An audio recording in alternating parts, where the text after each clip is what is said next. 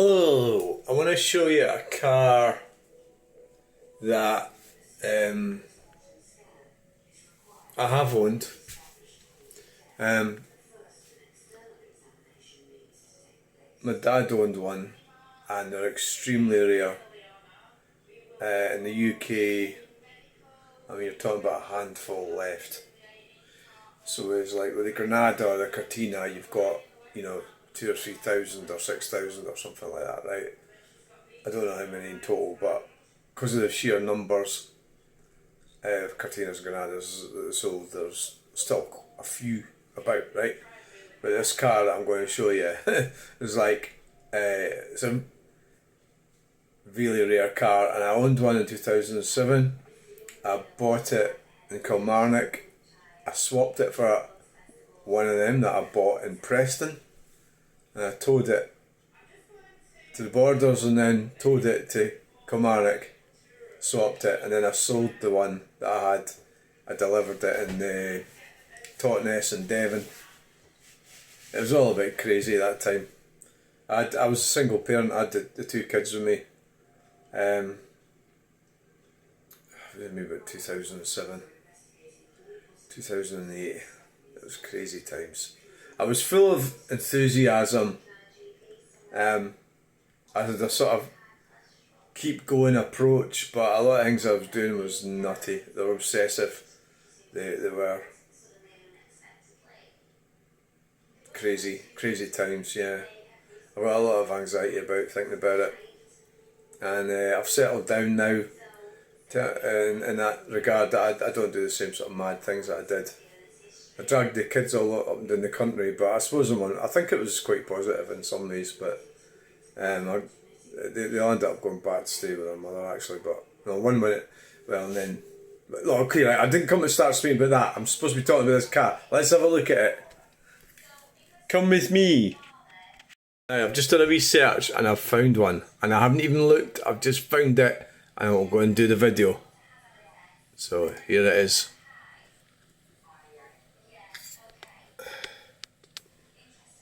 Now these things are so rare, it's unbelievable. Right, so we've got is Chrysler 160. So I'll get this cup of tea out of the way.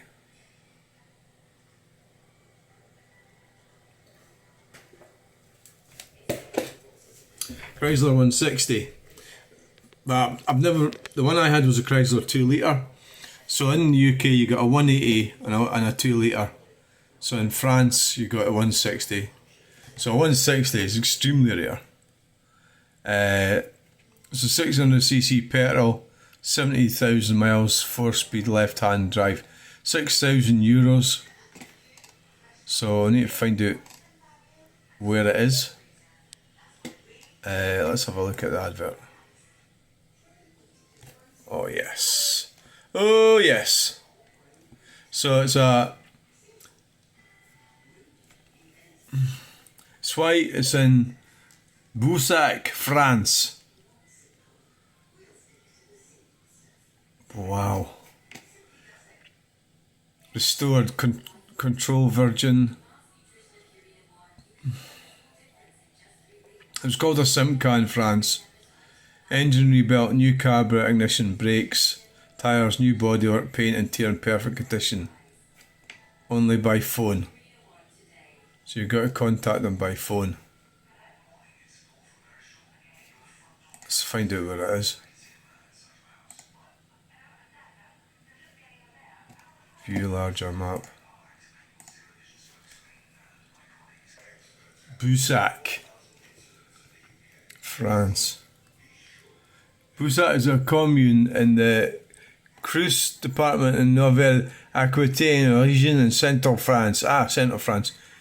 Famous lady and the unicorn tapestries were discovered in 1841 in Boussac Castle. Right, let's have a look, see where the fuck it is. Boussac, right there. How are we going to get there? How far is it from? Fuck, it's quite far. Where does it go?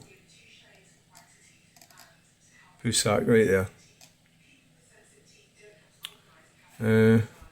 So it's there. It's a bit of a trail in it from central France. I've been down that far. I can't remember. We went down from there. I can't remember exactly where it's from, but never mind that. Right, so central France. So you'd have to go there, eh? Drive down there. There's Paris up there. Right. So it's in central France. You need to work out how much that would cost. Oh, wait a minute. You're not going to be. So look at this car. This is beautiful. So it's a more basic one. We've got speedo, fuel and temperature gauge, a clock, air freshener. So the 180 has a rev counter, which is missing. It doesn't have a rev counter. It's probably because it's a base model, the 160. Yeah.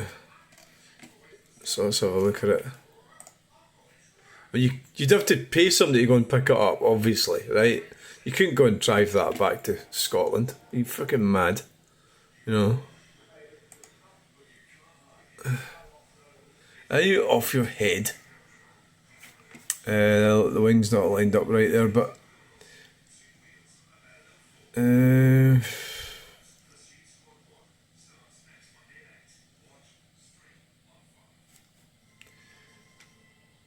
the one my dad had a vinyl roof, but his was a 180. Oh, look, a tow bar. That's a beautiful car, yeah. It's a beautiful car. It's going to be a bit underpowered, a 1600 manual, so manual gears. Wow. Seats were fantastic in these things. Absolutely amazing seats. And yeah, the one my dad had a more luxurious door trim. It had carpet along the bottom.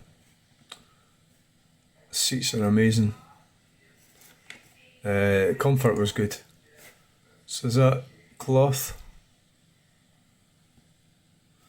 Vinyl with cloth. Seats look really good. And there's look at the boot.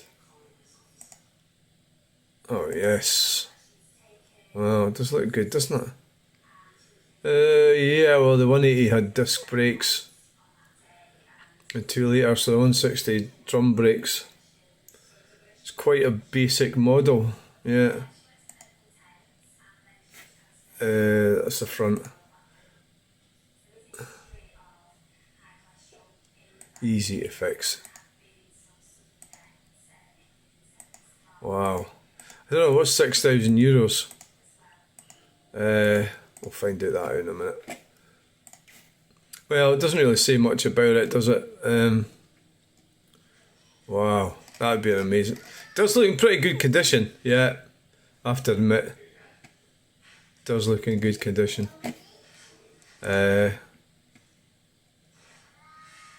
Asking price. Engine rebuilt.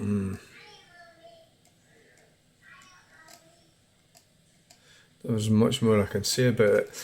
I doubt there'll be any more. There was one in England recently purchased. It was a diesel, a left-hand drive. Obviously, now that you're into, you know, the option's the only one. Well, you could buy a left-hand drive because there's hardly any right-hand drive. There's hardly any left-hand drive left either. Let's see how much that is in pounds. It's £5,208.39.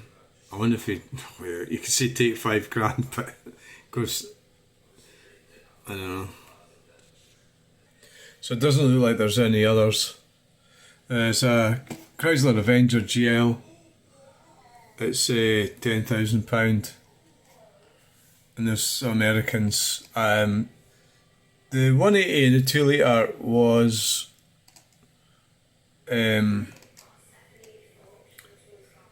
quite popular in Spain. some reason or another. No, I mean, no, that is a real rarity. Definitely. I mean, it'd be far easier to buy the Avenger, wouldn't it? And it's right-hand drive, of course.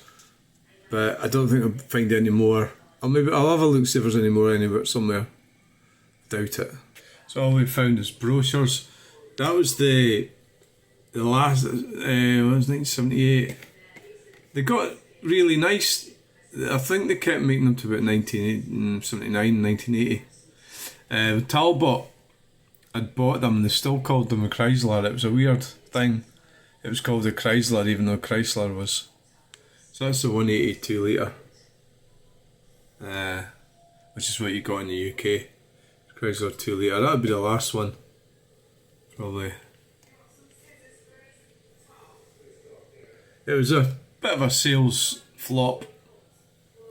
So I've never seen a 160, so that's all that's left of them. Motor Magazine road test. Chrysler 2 litre.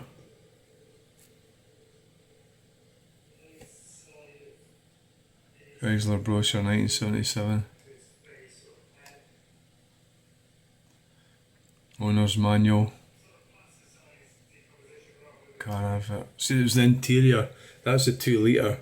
See the luxurious trim and everything, and the wood everywhere, and the door trims. My dad really liked it actually, the Chrysler. He liked it, yeah. So that's all that's left to it. I don't think there'll be any for sale. I can't see it. No, I doubt if there's any for sale. No, it's not going to happen. It's a bit of an oddity. Yeah. So here's 74, but that's from 5 years ago, 4,768. This one, that was in Italy, I think. I looked at that one on the advert. Look at that one, it's a yellow one. So that's a 2 litre. 2 litre's got spotlights and vinyl roof and everything. I mean the 160's quite up. So there you go. There's only 3 came up, and that was 8 years ago. So that one, Zeichen or something. Is that Germany? Is that in Germany? Yeah, it looks like it. Simca 2 litre. Yeah,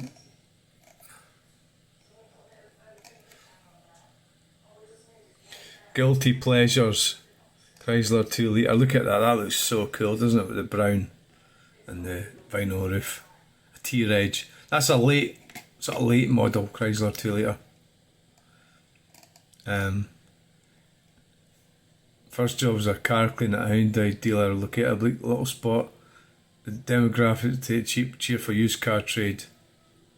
Cars were boring but not the staff, but full of intrigue.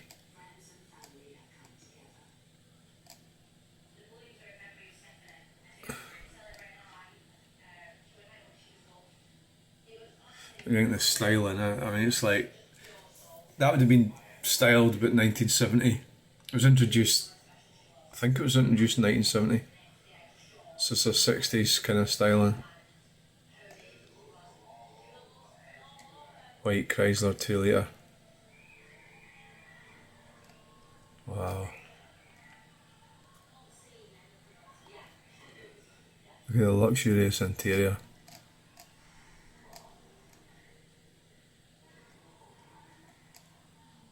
Yeah.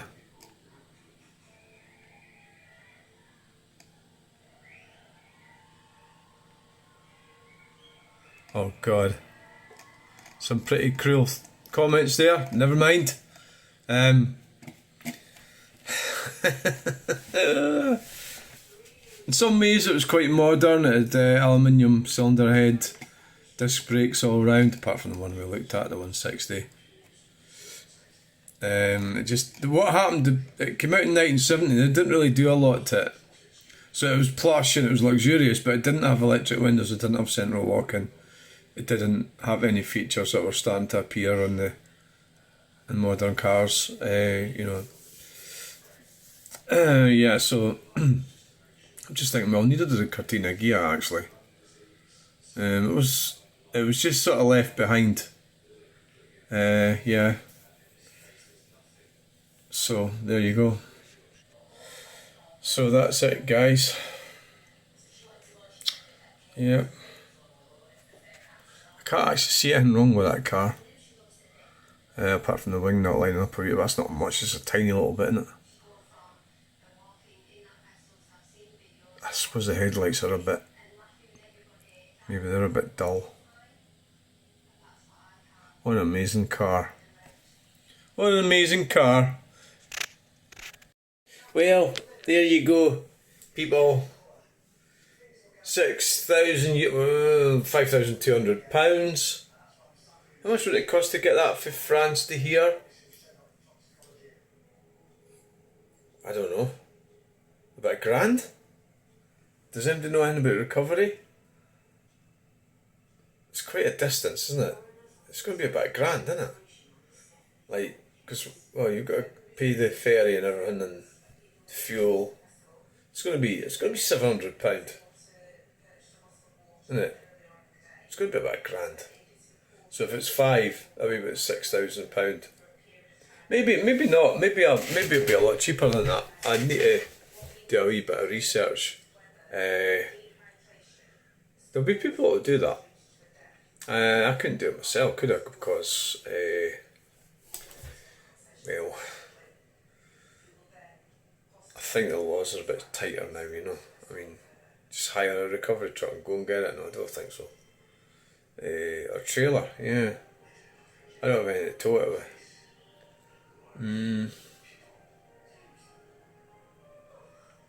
I think it'd probably be cheaper to pay somebody to do it.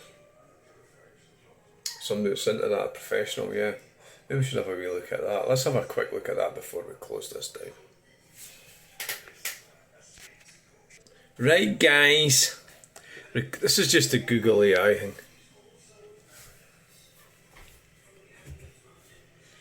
Recovering a car from central France to central Scotland could cost anywhere from £1,000 to £3,000 or more. Depending on specific location, the method of transport and service included. The cost is heavily influenced by distance, potential customs and duty charges. If the car is imported off a certain date, shipping costs and potential VAT. To get an accurate estimate, you'll need to obtain quotes from various transport companies specialising in international car shipping, as will consider potential import fees and the vehicle's value for customs purposes. I don't know, because it's you're importing it, aren't you? Yeah. Import, so distance, import duties and VAT, customs agent fees, the size and weight of the vehicle can influence transport costs. Obtain multiple quotes. A car repatriation from Europe could average around £1,602 according to RIC data. Of course, this isn't a breakdown situation, this is a purchase. Given the long distance to central Scotland, central Scotland's not a long distance. It's not a long distance from me if I want to go out to my front door or up the street. But if you're in France, it's a long distance. And the complexity of international transport import procedures, your final cost could be in this range or higher than all the factors mentioned.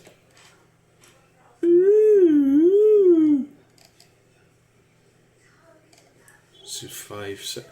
Then would I have to go? Would I have to drive there? You'd really have to, like, you're gonna have to buy it blind and give the guy the money. Some French dude. I give him the money for the car. I suppose it could all be done, eh? I need to get more information about the guy that's selling it. His name's Pierre. Is it? I don't know if his name's Pierre. Right, thanks for watching. Bye. Time for a new hat. Yeah. I can't. How else do you do it? There's a guy that I would ask the guy that took my granddad to Falkirk, do you want to go to France and pick up a car? I mean, how do you... There's a lot of hassle with this. I kind of think any car you buy, you should really go and look at it, you know. So what do? Go and look at it and book into get drinking wine for 3 days and just phone the guy, get him to come down, transfer the money over. You get somebody from Scotland. Or do you get somebody from France to take it to Scotland? I think you'd be better with somebody from Scotland. At least they speak fucking Scottish, don't they? Say, hey, can you take that fucking car and bring it back to my bit? Aye. If you say that to some French dude, it might not work out very well. Thanks for watching. Bye. Please remember to like, share and subscribe.